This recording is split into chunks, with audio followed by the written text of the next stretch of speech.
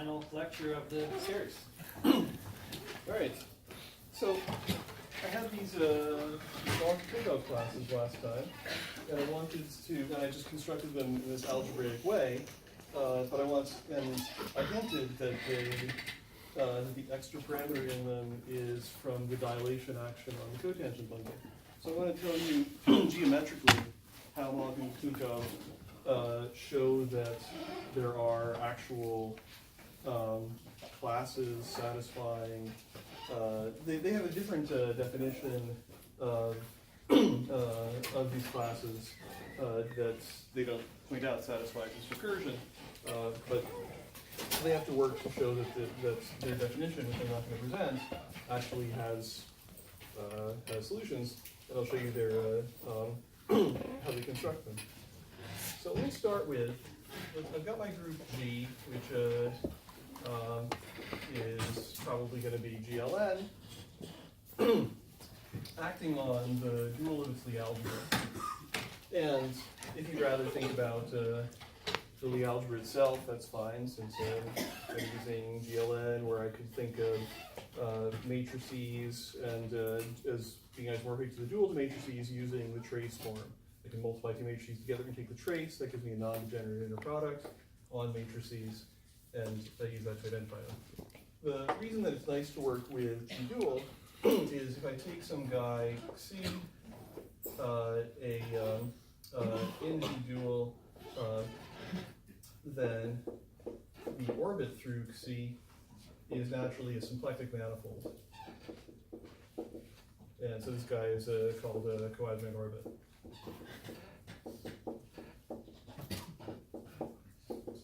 So here's adjoint, here's coadjoint, and here's orbit. I'm not going to make use of the fact that it's symplectic, but it's cool anyway. So let's think about the case where C is regular semi-simple. And so if you're thinking about matrices, as I mostly am, then I'm saying, let's imagine that C has distinct eigenvalues. And you could, so you can imagine it's like lambda 1, lambda 2, lambda n, where these guys are distinct. So this is the GLN version, and for other groups, we get regular semi-simple. Then, this guy, G dot C, looks like G mod the torus, where T is the, so the things that commute with the diagonal matrix are other diagonal matrices. Okay, so what happens if you think about, let me put it in quotes, the limit as Z goes to 0, so Z is in the complex numbers here, of the Z rescaling of this coadjoint orbit. So how does one define limits of this sort? So what I'm going to do is I'm going to take the union over Z not 0 of Z dot G dot C. So that's easy to understand. That's just the G orbit through the scaling of C. Let me take those together with Z. So I'll remember where I got a hold of them. So this thing I'm writing down here lives so far in G dual times C. Actually, Z only lives inside C cross. It's not. I don't have Z equals 0 in this family as written. And now I take the closure, and what this does is nothing has happened away from Z equals 0, but it's filled in what I want Z equals 0 to be. And I intersect that with G dual cross 0. So that's the definition of how I'm going to take limits like this. When I say I want the limit of rescaling, I don't, for example, I definitely do not mean the absolute worst thing you could think is to take C, take the limit as Z goes, as Z, I mean, this thing for any particular non-zero Z is G dot Z C. right? That G acts commuting with scaling. So what would be terrible is if for you to take the limit of this as Z goes to 0, and then say, well, the orbit through 0, that's just 0. Okay, I don't want this great big interesting space to limit to 0. So what does it actually limit to in this case? The things that are in G.C in this GLN situation are exactly the matrices that have this list of eigenvalues. Now, once I scale by Z, they're the matrices that have these eigenvalues times Z. And as Z goes to 0, what you get is the matrices with all eigenvalues 0. You get the nilpotent matrices.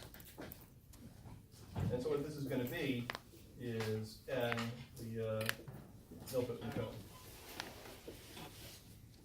Well, your variation just put its content in the nilpotent cone. And what it's actually going to be is the nilpotent cone.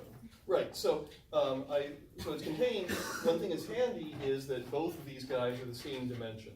So you can easily, so what's obvious is that this thing before I take the closure is one dimension larger, right? Because I have this one extra parameter. Then I take the closure and it's still one dimension larger.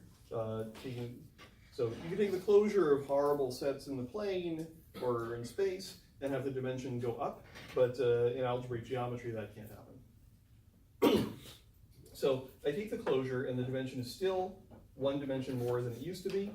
And then I cut down with this single equation that Z equals 0, and the dimension is dropped again. So with that, you can figure out the dimension of whatever my limit is will be the same as the dimension of the original, which is n squared minus n. So for G's GLN, this is n squared dimensional minus n dimensional. This guy is also n squared minus n dimensional. Again, it's defined by n equations. The n equations are what are the coefficients of the characteristic polynomial. So to know whether you're in G.C, you look at the characteristic polynomial. It should have the right coefficients, the elementary symmetric polynomials in these. And if you're in the nilpotent cone, you ask that the coefficients should be 0. So both of them are complete intersections inside all matrices. And so what are the things that are easy? When you take limits like this, it's guaranteed to preserve dimension because you get one dimension bigger, one dimension smaller.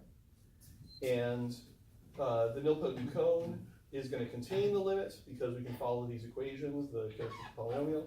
And the nilpotent cone has the same dimension as this guy, and the nilpotent cone is irreducible. So it's not like this limits to one component of the nilpotent cone and there's other ones that we don't hit. It's irreducible, so we're getting the entire nilpotent cone. Okay, I want to do something smarter then to generating G mod T, a nice smooth variety to the nilpotent cone, this in some ways nasty singular variety, in some ways pretty good singular variety, but I can do better than that. And I'm going to do it with the Grothendieck-Springer family.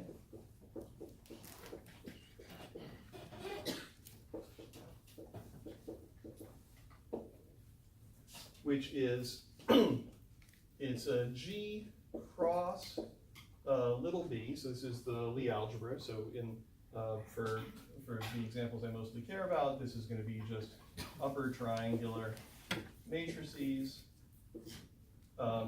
not invertible, it's the Lie algebra, but then I'm going to divide by this action of b. So the way b acts on here is by conjugation, and the way b acts on there is by multiplication on the right. So this is an associated bundle construction. I'm getting a vector bundle over G mod B. So this guy has a bunch of maps, and I should name all of them. So what names did I like for them? F for flag, G for group for Lie algebra element, and C for carton. So it's got these flags, it's got these maps to here, and to here, and to here. So the first of these is just projection of this thing onto the first factor. If I didn't divide by b, you'd say, okay, that maps to big G. But it's now ambiguous where I'm going to go, So I can only go well-definedly to this quotient. The second one is maybe the more interesting. You take so an element in here, a group element and a Lie algebra element, are in one case mapping to this flag, in one case mapping to g dot x, and in the last case mapping to x plus b prime, that coset inside here. What is B prime? B, right, so B is upper triangular matrices, and B prime is the commutator subalgebra. It's strictly upper triangular matrices. So if you conjugate, so I couldn't just project to the second factor because I don't quite know what x is anymore, because it's gotten conjugated around by big B. So so what happens when you conjugate an upper triangular matrix by another upper triangular matrix? Well, a bunch of stuff happens, but nothing happens to the diagonal. So when I have x, once I conjugate it by somebody in big B, I don't know what's above the diagonal anymore, but I still know it's on the diagonal. So this is well defined. Okay? And it's this last map, this map C, that I'm thinking of as the Grothendieck-Springer family. So here's what one wants to figure out. If you take C inverse of some guy's C generic, so think C is here. So this is now G cross under B with matrices with this fixed diagonal. If you then think about the map G that goes from there to the Lie algebra, this is my attempt at math frac. I've got, A, B, and C. So this curly guy is not like that. So this map, so where's this going to hit? It's only going to hit, I'm conjugating around now matrices that have C along the diagonal. So it's not going to hit that much inside here. It's only going to hit this part, matrices that have the right eigenvalues, and this will be an isomorphism. Well, what if I take C inverse of 0? So, so here I'm thinking about, so I've got, so this has a map, certainly G still, but now that map G is only going to hit nilpotents, like I had here. So I've got the map G to the nilpotent cone.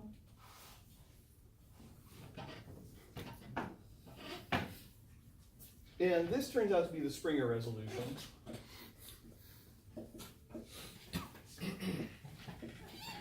So it's called a resolution because this guy is smooth. That C inverse of 0 is isomorphic to the cotangent bundle of G mod B. So how do you think about it related to the cotangent bundle? You look at the first map, that you have this map F from C inverse of 0 to the flag manifold. And one thing that's different about, that's fine. So all of these maps, I should point out, are G equivariant. So G is acting here by left multiplication, is acting here by conjugation, and is acting here trivially. So what I have, this guy C inverse of 0 I have, will have a G action, and so therefore, since it's mapping to a transitive G space, it's got to be some kind of bundle, and with a little calculation, you figure out that it's the cotangent bundle. So what I have here is something where my general fiber is this affine guy G over T, affine because it's a coadjuvant orbit, it sits inside this vector space. So my general fiber of the Grottleaf-Springer map is this affine variety, and my special fiber is the cotangent bundle. And actually, these two spaces, G mod T, so these are very different spaces. This one is affine, and this one's definitely not affine because it has G mod B sitting inside it as the zero section. And you can't have a projective variety that isn't a point sitting inside an affine variety. So in fact, these two spaces, G mod T and T star G mod B, are diffeomorphic as real manifolds, even though I just explained that they're very different as complex manifolds. And I'll get back to thinking about how they relate in a minute. So where are the Malka-Kunkov classes coming in? So inside G mod T, I have B mod T, and this is closed because B is closed in G, so B mod T is closed in G mod T. I've also got an action of the Weil group on G mod T on the right, coming in through the torus. So that's something very special about G mod T as opposed to G mod B. Okay, so G mod B is homotopic to G mod T. I've got this, G mod T is a bundle over G mod B with these contractible fibers, B mod T. But G mod B algebraically doesn't have this action of W. Topologically it does. But here, even algebraically, I've got the action of W. And so then I can think about what happens when I pull a W through here. I get these guys BWT mod T living inside G mod T. And these guys are closed. So this is very unfamiliar from the point of view of thinking about B orbits on G mod B, where we get the Bruja decomposition, and we get a bunch of cells. They're all of different dimension, and and one cell could be in the closure of another. And when you take the closure, it's all very singular, and there's a lot of stuff to think about with the singularities.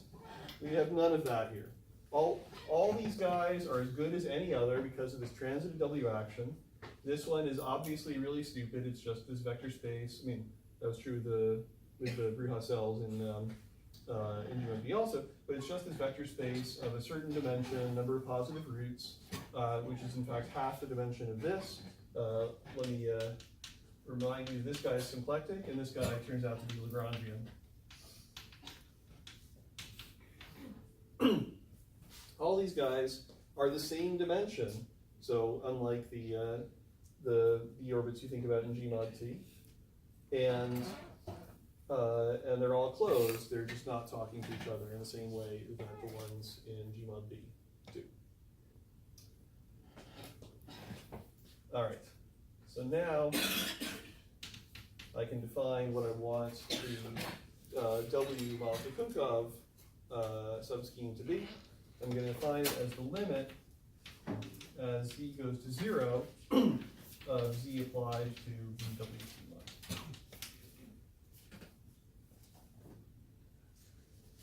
So what does this limit mean? Well, I told you how I like to take limits. But before, I was taking the limit as a subscheme of G dual. And now I want to think about taking the limit not inside G dual, but inside the Grottleaf-Springer family. So this guy is living inside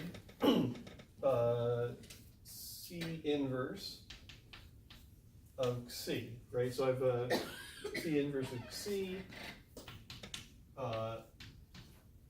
It was this G dot C that I identified with G mod T. So this is inside the Xi fiber. The Z action is acting on the X's. So there's an action on this whole thing I didn't mention yet, which is you can scale B and scale this. You leave these guys alone. But if you introduce an action of C cross on here and on there, and I can trivially on there, then these are also equivariant with respect to that. So that lets me relate different fibers, not all different fibers, but it lets me relate some different fibers if one is a scaling of the other, and I can think about taking a limit as I scale into the 0 fiber. So this thing is therefore going to live inside the 0 fiber, which was the cotangent bundle.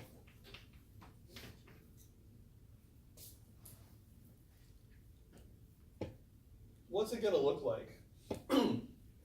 Well, it started out Lagrangian, and I haven't defined what that means or said much about it, but I will tell you that it's a closed condition, and so by the time we get here, it's still going to be Lagrangian.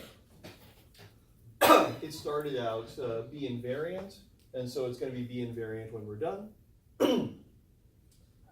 It started out irreducible, and that's not going to be true. This thing will probably have many components, and those components may have multiplicities. Schemally, this is an awful thing. Okay,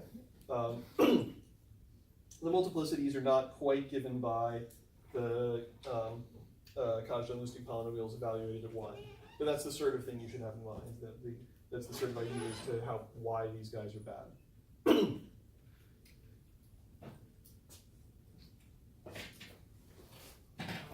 But we have one extra thing, which is by the time we get to 0, we have an extra action of C cross. So the C cross I had acting up there lets me scale one fiber to another fiber, but that C cross actually acts on the 0 fiber. So there's an extra action of the circle on here, and it's the one where it's by dilating the cotangent fibers. So this guy is going to be invariant. So what do we have? It's a B invariant, and it's a C cross invariant.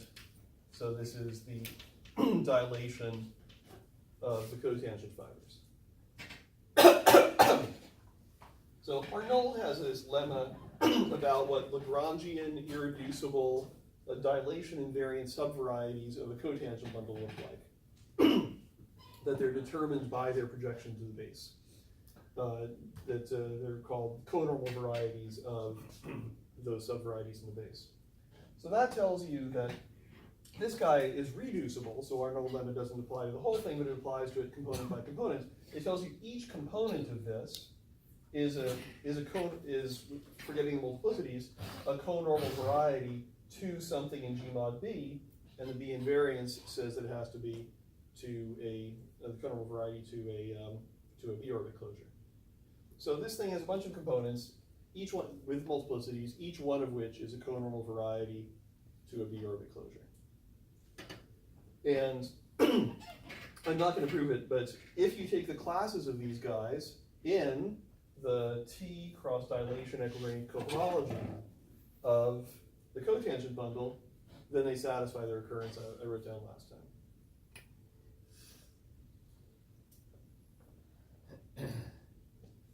Yes? Nice example. Like SL2. Yeah. So, all right. So what's happening in SL2 is we've got SL2 mod T, and so that you can think of as, so I've got this G dot C. It's it's matrices, 2 by 2 matrices in SL2 with some fixed determinants.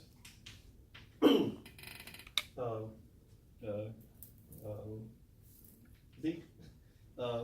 And so what the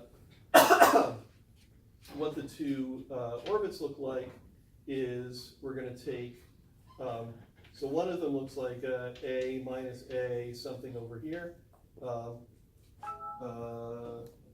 Sorry.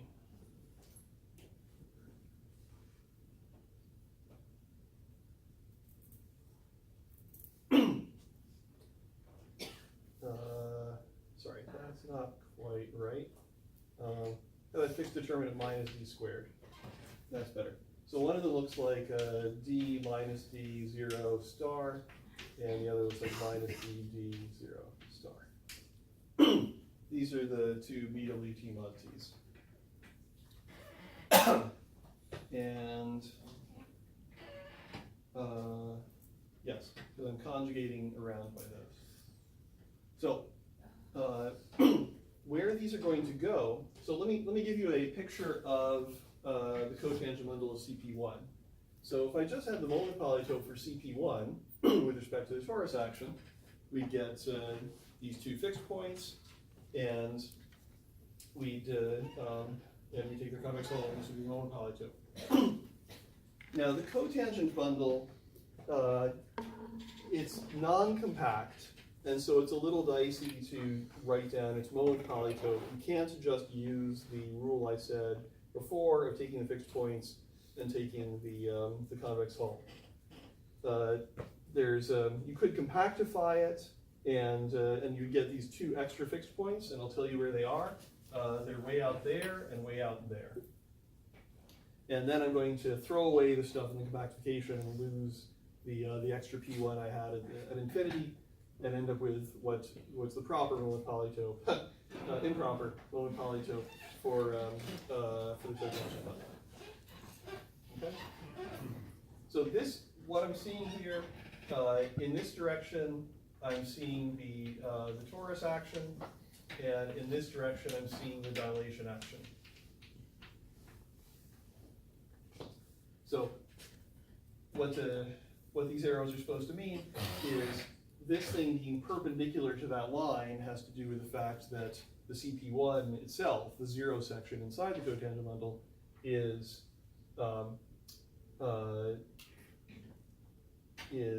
invariant under the dilation action. So that's eventually to be related to being perpendicular to what I've drawn here. So one of these is degenerating to just this cotangent line to this point. So I said we're going to get a union of conormal varieties, and one of them is going to be the B orbit through W itself, and then there'll be smaller ones living around the boundary of that. So one of them we're just going to get this, there's this one B fixed point on my CP1, and we'll get the cotangent fiber living over there.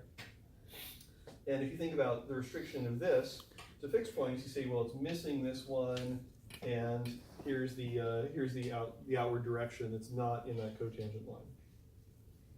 So this is where we got our recursion started for computing the MO classes. The other one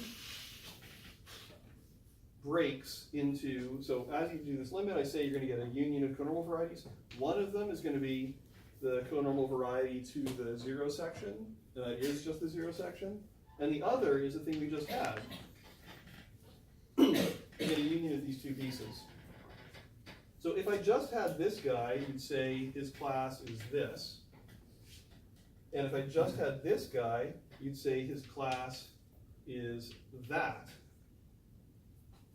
And put together, we get this thing here and straight up there, or H bar, which is what we computed last time when we applied the recursion relation. The minus R alpha plus H bar partial alpha. We applied it to this, and we got that.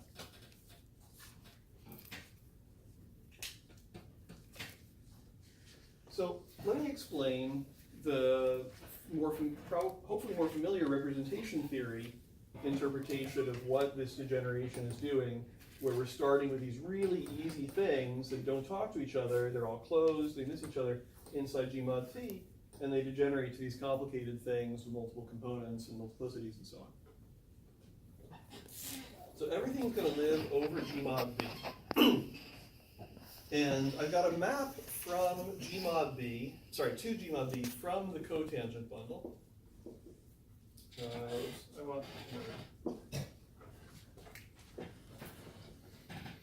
I've got a map to G mod B from the cotangent bundle of G mod B.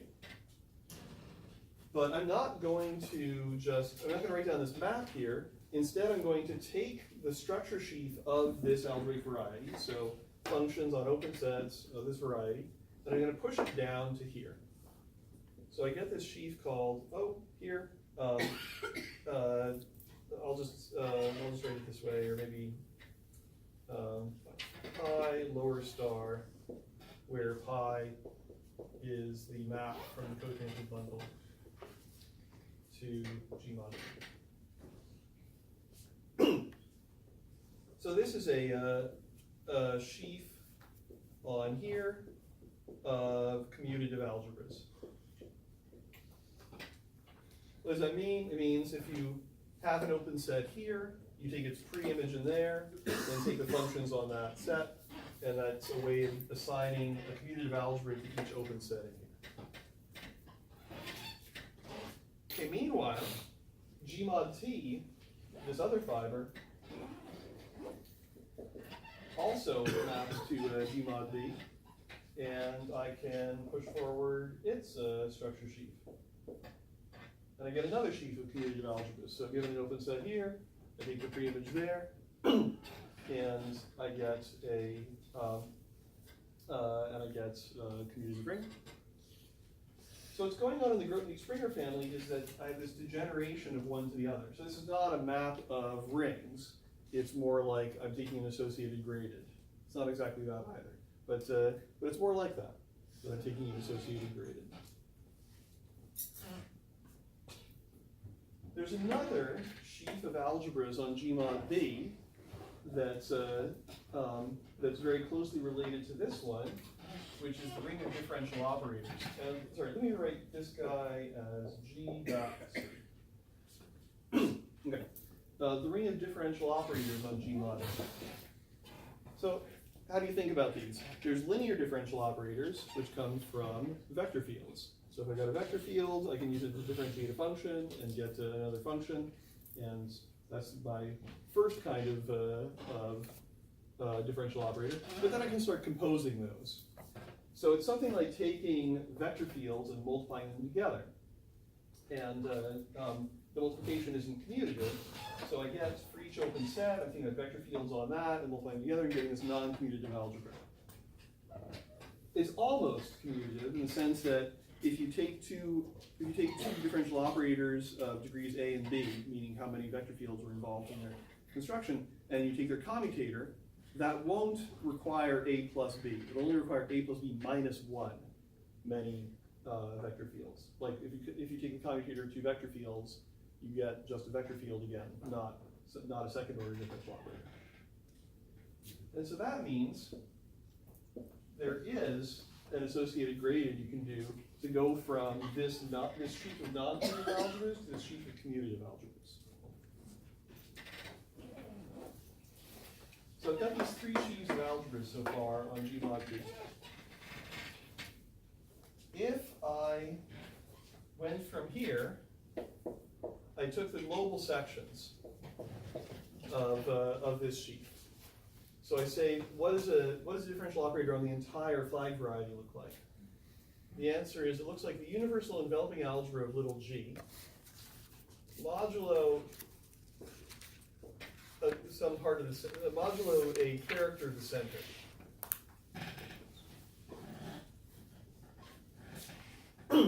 So the center of UG acts a certain way on the trivial representation, and I'm going, so there's a kernel of how it acts, and I'm going to take the ideal inside here generated by that kernel.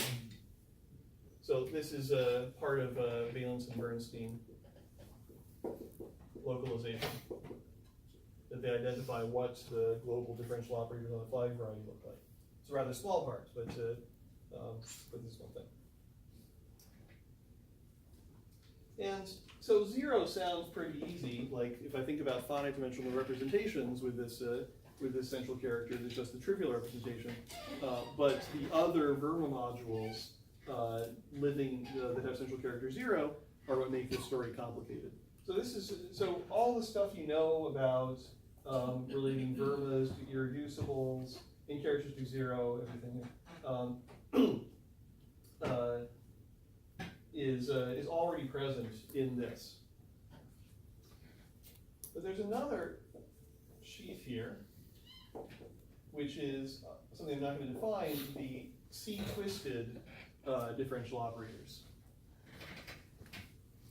And this guy, if you take global sections, gets you UG at central character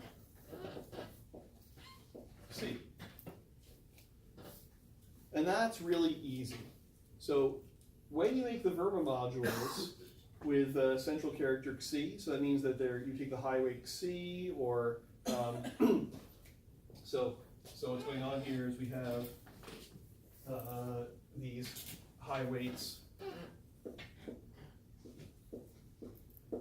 W dot C plus rho minus rho. These Verma modules that you make can't fit inside each other, and so they're in fact they're all irreducible. The Vermas here and the irreducibles here are the same, and there's no Homs between them, no X's, no nothing. This is a really easy representation theory. Correspondingly down here, the BWTs inside G duct C are really easy. That they're closed. There isn't one in the closure of another. So this is the easy column, both on the rep theory and the geometry. And here's the difficult column, both in the rep theory and the geometry.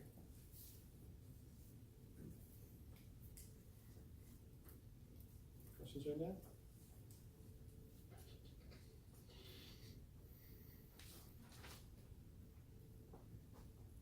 All right.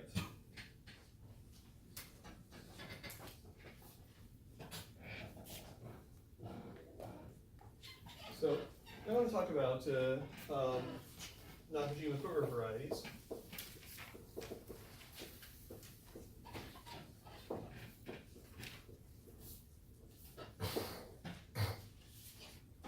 So what goes into this is a graph, and for me the graph is always going to be AN.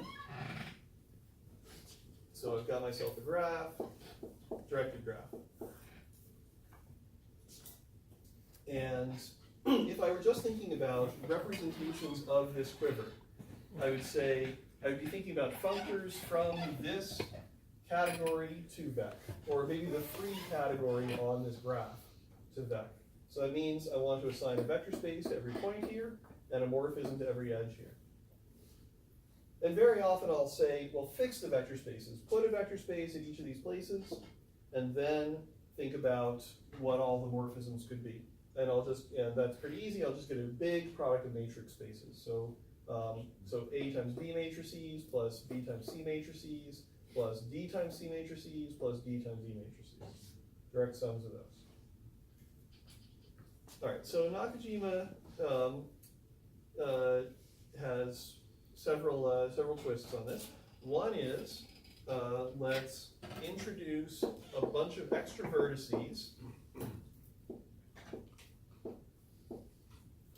So I'm going to call these the gauge vertices, and these the framing vertices. And the framing vertices don't have any edges between them. Then double all the edges.